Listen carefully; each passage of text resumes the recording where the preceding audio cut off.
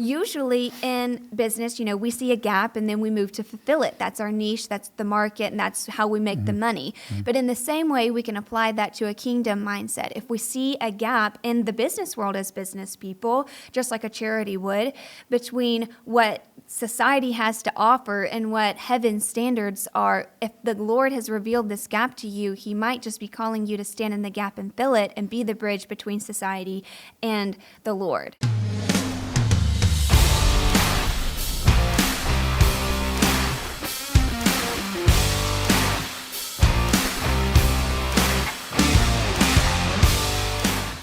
This is Stuttering Your Way to Success with Erik Weir, and today I have a very special guest, Hope Harvard. Hope has become a friend, and I've learned so much about her. I wanted you to learn about her too. She's done everything from working in the Trump West Wing. She's won Miss South Carolina Teen, and she has a cosmetic brand. So I just wanted to hear more about it and to tell our viewers, first of all, what was it like working in the West Wing? At what, 21 you started doing that? Yes. So I actually started as an intern, and it's really funny how I got there. I applied to the internship the night before the application was due. I remember I had never written a memo before, and I had to call my friend, my pageant interview coach actually, and be like, how do I write a memo, and what am I going to write this memo on? Well, I was waitlisted, probably because I turned it in the night that it was due. Sure. And I got a call 2 weeks before, and they asked me if I still wanted it. It was in the office that I wanted, and working for Sarah Sanders to come work in her office. Fantastic. So I said, absolutely. I'd never been to D.C. before, so my mom and I went up, and we lived in a hotel. And while I went to work, each day she would walk around D.C. looking for me an apartment to live in for the rest of the summer because we had no clue what we were doing. Sure. So that's how I got that's how I got my foot in the door. But I worked really hard that summer, and they offered me a position in the Office of Communications, again working for Sarah Sanders and Mercedes Schlapp. And I could talk on and on about the different things that I did, which were all incredible. It was just the best experience of my life to get to serve my country and to get to walk through those gates every day. It was a pinch me. Thank you, Lord, for this opportunity moment every single day. Sure. Every morning that I got up, I didn't have to go to work. I got to go to work. But one of my favorite memories that I like to share of the president is the very first time that I met him. Senator Lindsey Graham introduced us to each other, and the president looked at me and he asked me my opinion. And I was 21 years old. I was a junior staffer, and I tried to deflect the question back to the senator. I said, maybe you should ask the senator. He's the expert on this. And he said, no, Hope, I want to know what you think. And to which I gladly told him, I'm a very opinionated girl. Right. And, he appreciated it. And so I would have never thought that the president of the United States, Donald Trump, would want to know my opinion as some little girl who had waltzed in there that morning, He didn't know that I really didn't know what I was talking about, but I gave him my opinion anyway. So he really did have a good heart. He wanted me to enjoy my job and get the most out of it. Fantastic. And it didn't stop there for you. You seemed to do some more things in politics. So tell me more about that. So with the change of administration, I moved home to South Carolina. I needed to get out of the swamp for a little while, and I took a position working for the governor and lieutenant governor in South Carolina. And it was actually while I was working with them that I asked God one night for another opportunity to get to serve my country while serving him. And I cried really hard that night. I was very upset that I had to leave D.C., that I didn't get to retain my position in the White House. Not that I wanted to continue working for President Biden, but I wanted my president to be there for sure. And so coming home to South Carolina, I was in a very defeated state of mind. I think a lot of the country was at that time anyways. And so I cried really hard. I asked him for another opportunity to get to serve him. I asked him for direction. And I went to sleep that night with a wet pillowcase for all my tears that I had cried. And I woke up the next morning and I sat up straight in the bed and said, I'm going to start a makeup line inspired by women of the Bible. It was like, while I was sleeping, God had just sent his little angels down to doot in my mind, like a divine download. Wow. And I went downstairs. My mom was making her coffee, and I was like, I'm going to start a makeup line inspired by women of the Bible. And she's like, that's great, honey. Let's go for a power walk. And on that power walk, I talked for 45 minutes straight, just pouring out idea after idea of connecting a woman's story of the Bible with a different type of cosmetics. So, for those of you listening or watching, we have different pieces of makeup that connect each little detail back to something from a woman's story. Like Rahab is a very easy one to connect because she had a red scarf that she let down over the side of the wall of Jericho. It was her first act of faith when no one in the city of Jericho was believing in God, but she was the only one, and that brilliant, bold red scarf that she let down over the side of the wall of Jericho was used as a signal to the Israelite army, but I also think that it was used as a signal of her faith in God. It was the first step that she took to really tell God, I'm going to believe in you when no one else does, even when I haven't in my past too. And so she has a red lipstick. Hannah has a highlighter because the Bible says that after she prayed that her face was radiant. It literally uses the word radiant. She went from being downcast and saddened because she didn't have a baby yet to pouring out her heart for God. And then before she ever even had her prayer answered, just because she had poured herself out to the Lord, he lit her back up from within and made her face radiant. So that's, a little highlighter you can put on your cheeks to give you a little bit of a glow. And then Lydia has purple eyeshadow. She has a purple eyeshadow palette filled with lavenders and plums because the Bible said that she sold purple fabric. She was the first documented convert to Christianity and the first documented baptism too. Wow. And she started the first church. No way. Wow. We've given that a lot of thought. So when you told me a story, you were flying across the country and you were struggling with, I guess, a color and representation. So tell me that story. So I haven't announced this product yet, but I'll just go ahead and spill the beans here.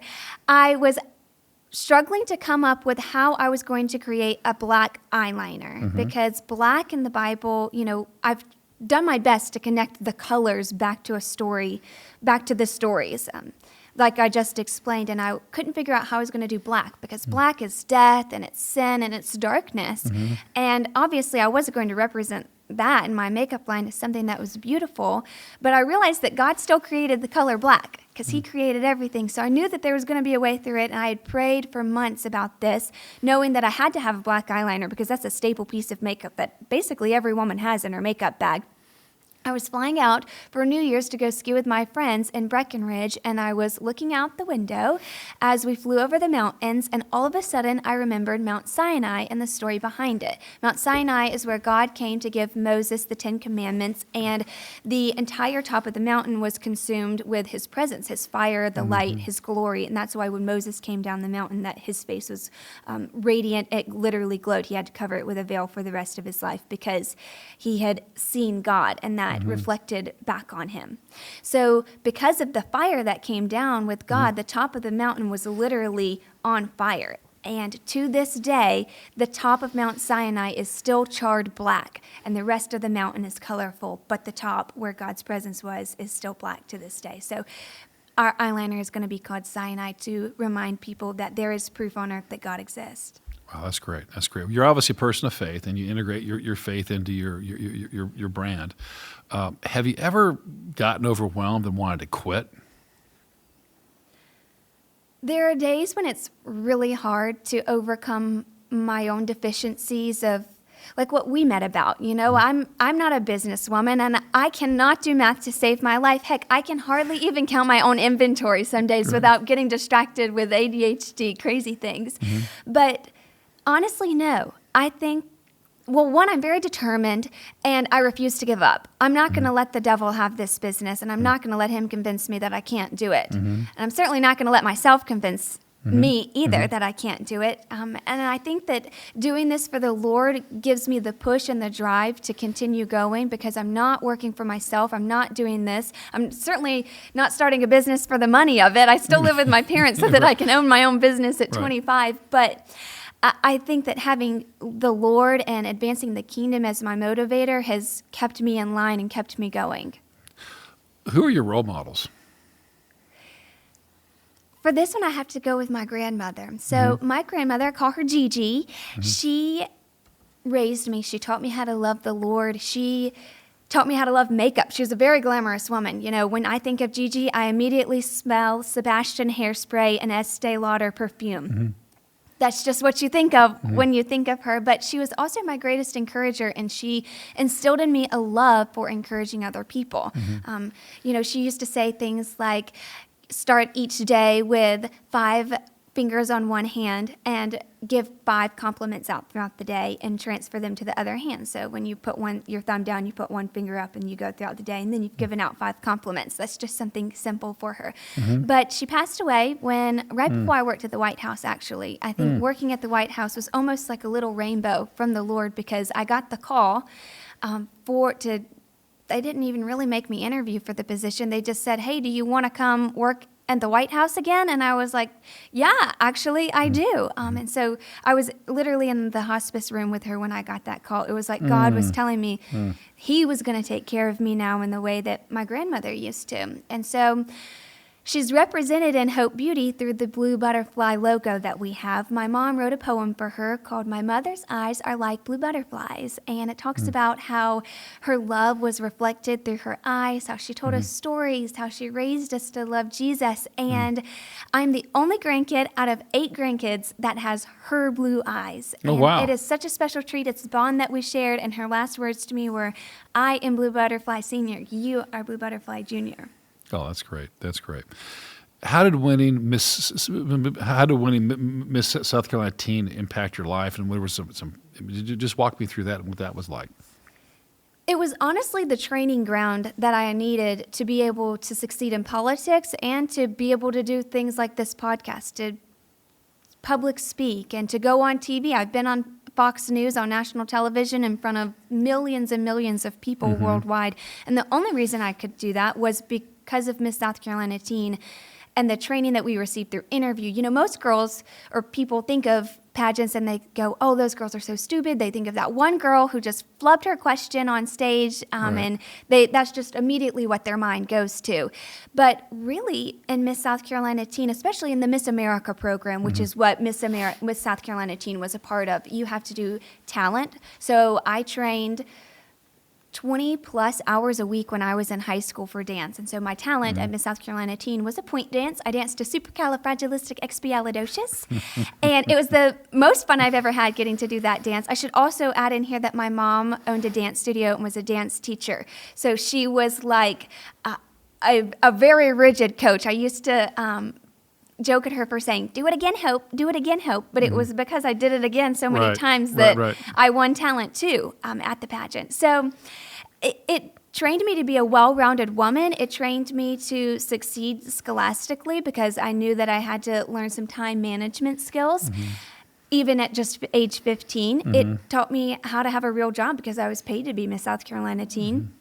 And I think most of all, it gave me these interviewing skills from the 10-minute interview that I had with the judges, the public speaking skills. It gave me the confidence that I needed to go speak with adults. Most teenagers don't get that. Even with, just a normal job, waitressing or working at Chick-fil-A, you don't get that confidence you need to go speak to a room of adults. And so that is what allowed me to have full confidence running a room and running a meeting with the President of the United States and world leaders. I could walk in there with full confidence knowing that I knew what I was doing and that I could do it. And if I didn't know what I was doing, I could fake it till I make it, because that's at the end of the day, that's also what pageants teach you. But in addition to all of that training, I also won savings bonds and scholarships. So they helped pay for my time at Clemson University, and then I won these savings bonds, which as I allowed to mature, I knew that I would put them away for something. I just didn't know what it was. And so when I started Hope Beauty, after coming home from D.C., totally just devoid of any funds because I'd spent them all on D.C. city rent. Right. I was able to use those savings bonds as my very first investment into Hope Beauty. So Miss South Carolina is truly the reason for my success. Wow. Oh, well, fantastic. What motivates you today? The Lord. Honestly, just like I said, I'm not doing this for myself. I had chosen a career in politics, and He pulled me out of that arena to go tell the world that He finds His daughters altogether lovely and to truly encourage women. I get testimony after testimony daily on Instagram of women telling me, I never thought that I was beautiful. I had this one woman send me a long message, and she literally detailed out each part that she hated about herself. She said, I hated my nose, I hated my cheeks, I thought that my curly hair was ugly and frizzy, so I used to wear hoods to school on her jackets, and she had zero self-confidence. And then she said, but one day I asked the Lord if He thought that I was beautiful, and then I found Hope Beauty on Instagram. And you reminded me that I don't have to put on makeup to be beautiful, that the Lord finds me beautiful already. Makeup is just a fun accessory, no different than putting on a necklace or a headband or painting your nails a certain color. How's the pageant world changing today? I think that it's more necessary than ever. Like I said, I am a living proof that Miss South Carolina, the Miss America program, is necessary for training up women. It's a great program to put your daughters in. And I think that there's many different organizations in the pageant world, but in general, I still think that it's more necessary than ever because of the training you receive through it, because of the scholarship that's provided. Miss America is one of the world's largest scholarship providers to women in the world, and South Carolina leads the nation. We give Miss South Carolina every year a $60,000 scholarship just for winning Miss South Carolina. Wow. Then when she goes to Miss America, she earns more scholarships. So you earn scholarship for winning your local title. There's different scholarships you can apply to within the Miss America Foundation at the South Carolina level. So it's the best program that I could recommend to a young woman who wants to succeed in any field. So what advice would you give to a girl today who's listening? Boy, that sounds great. I'm excited about what Hope's doing. She's really encouraging me about a makeup brand and how she leveraged the Miss South Carolina pageant. How would they get involved in that if they wanted to? You can go to miss-sc.org if you're in South Carolina, and that will give you a list of all of the local preliminaries. They are closed out for this year, but you can go ahead and start preparing for next year if you want to enter into the pageant. Miss South Carolina Teen is, I think, ages 13 to 18. I might be wrong on that. And then Miss South Carolina is 18 to 28. So there's a big age window there. Basically, if you're a young single woman, you can enter into the pageant, or it's a scholarship competition, I should say. Right. But I can't recommend it enough. And, if you're not into the pageant world, my advice to you is, the Disney quote, if you can dream it, you can do it. You just have to be willing to put in all that hard work to make it happen. Sure. So what advice would you give to a young woman who wants to be an entrepreneur? You need to find your circle. And that needs to be your prayer circle. It needs to be people that you approach and you say, you're already my friend. I already trust your advice. I need you to come alongside me and pray with me through this. Even if they are not the ones maybe giving you, they're not the ones who are investing in your company. They're not the ones who are going to work for your company, but they are the ones who will encourage you. They're the ones who will go to bat for you in the spiritual realm. They're going to pray for you, and they're going to tell you what the Lord says. That is one of the biggest lessons that I've learned, is that, you can have all of the business people in your life, but you still need that close-knit circle of people you can go to when you are truly discouraged, the days when you want to quit, or the days where you're doubting yourself, and those people will build you back up. Okay, great. So do you have any mentors? And if you do, what do you look for in a mentor? Someone who's honest and is going to give me that constructive criticism while also not making me doubt myself. And one of those people that has been my biggest mentor since I've moved home to South Carolina was the Lieutenant Governor Pamela Evett. In fact, when I first started Hope Beauty, I had, my site's small. This is going to be a small business. I'm doing this on the side. And she said, no, Hope, your goal is airport vending machines like Kylie Jenner. And I was like, oh yeah, I hadn't even thought about having airport vending machines. I hadn't dared to allow myself to dream that big. But Pam pushed me to look beyond my limits. And she's been one of my greatest encouragers. She connected me with you, so she's helped me along the way. Even when I first started the business, she sat me down on the floor of her beach house, and she taught me how to do my own taxes. So wonderful. She has done everything for me, from encourage me to help me really set up the business. Well, that's fantastic. How was working in South Carolina politics? How was that different than working at the national level? It was a lot slower. I'll give us that here. We don't do much in a rush around here. And, it was a lot like just coming home. I knew a lot of the people in South Carolina, especially when we would have trips up here to the upstate, because this is where I'm from. And I think that I went from not one extreme to the other, but it was very different working for Donald Trump, who was not a politician. Right. Coming in coming in, from the business world, being an entrepreneur, being a go-getter, and then coming home to South Carolina where we still do things by the book around here, whereas President Trump, he would do everything but go by the book. He wanted something out of the box. And so I really had to change my thinking when I came back to offer, when I was writing the governor's speeches. He didn't talk like Donald Trump, and that's who I was used to writing talking points for. So I really had to change my way of thinking to fit into Governor McMaster's office. Interesting. So is there a takeaway when you're working with Trump? I mean, was there one or two things that you learned from him or observing him in action?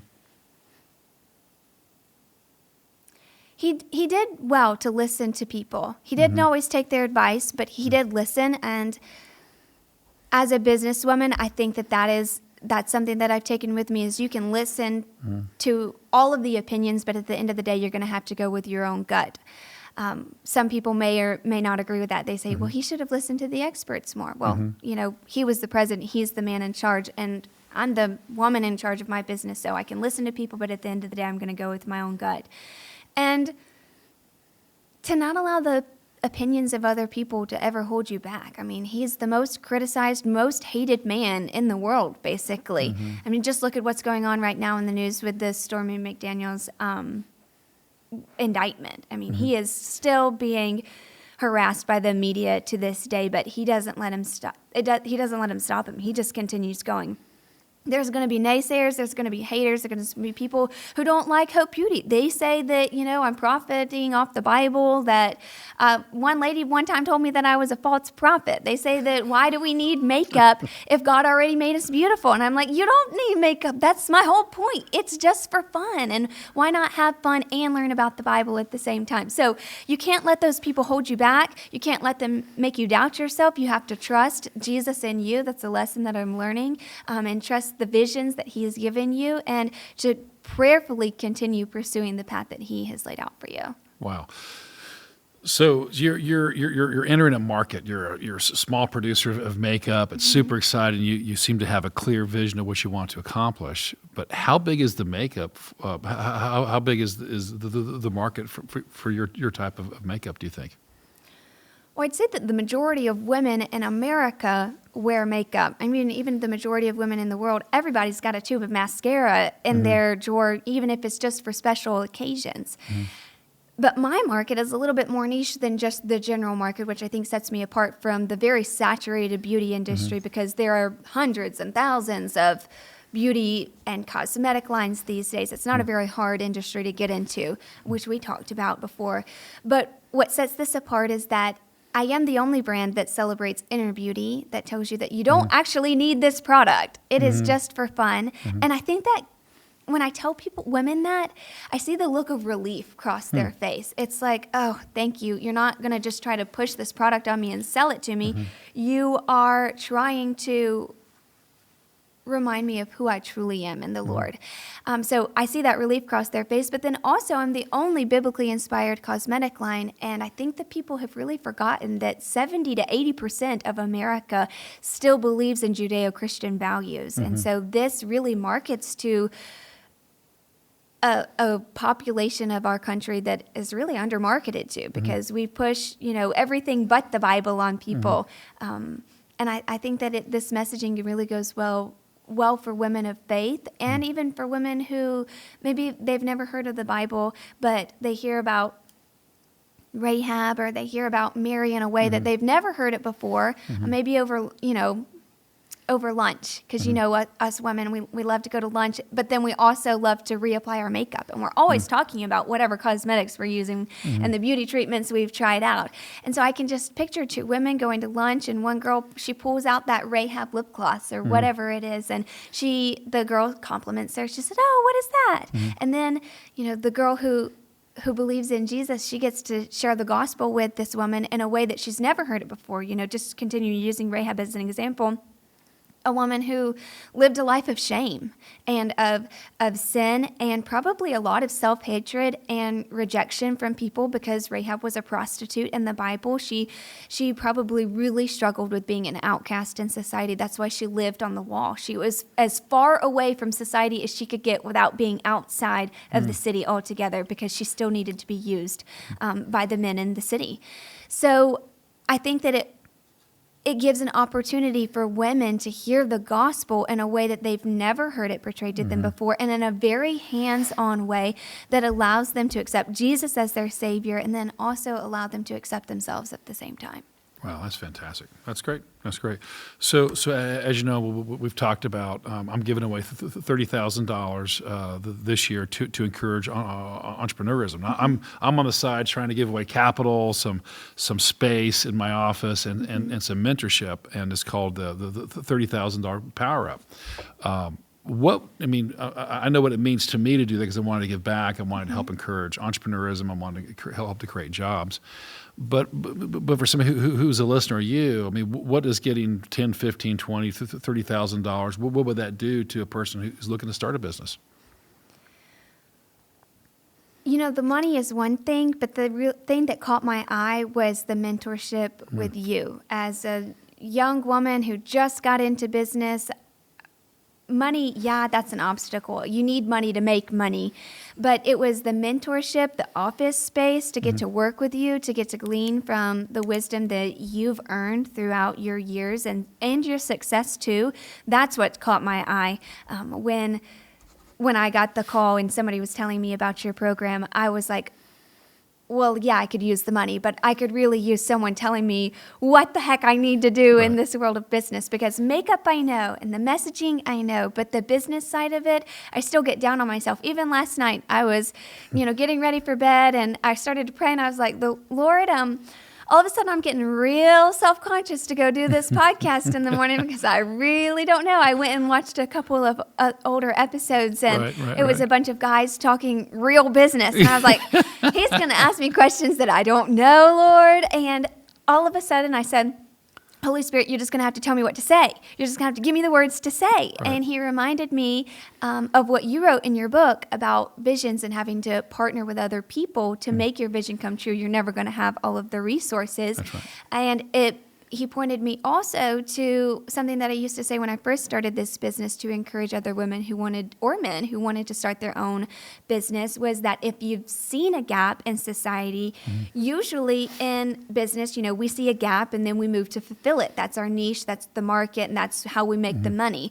But in the same way, we can apply that to a kingdom mindset. If we see a gap in the business world as business people, just like a charity would, between what society has to offer and what heaven's standards are, if the Lord has revealed this gap to you, he might just be calling you to stand in the gap and fill it and be the bridge between society and the Lord, and to pull those people in together. We don't just have to limit the church to business, to the four walls of the church. We can extend it into business. We can extend it into the entertainment industry, like you've done by funding Christian films. There is no limit to God, and so we shouldn't limit him to different areas of our lives. He has full authority to come into any part of our lives, which is why I gave him my business too. That's fantastic. Okay, great. Where do you see yourself in 5 years? I mean, think about 5 years ago, right? Where you were and where you are today. Where do you see yourself in 5 years?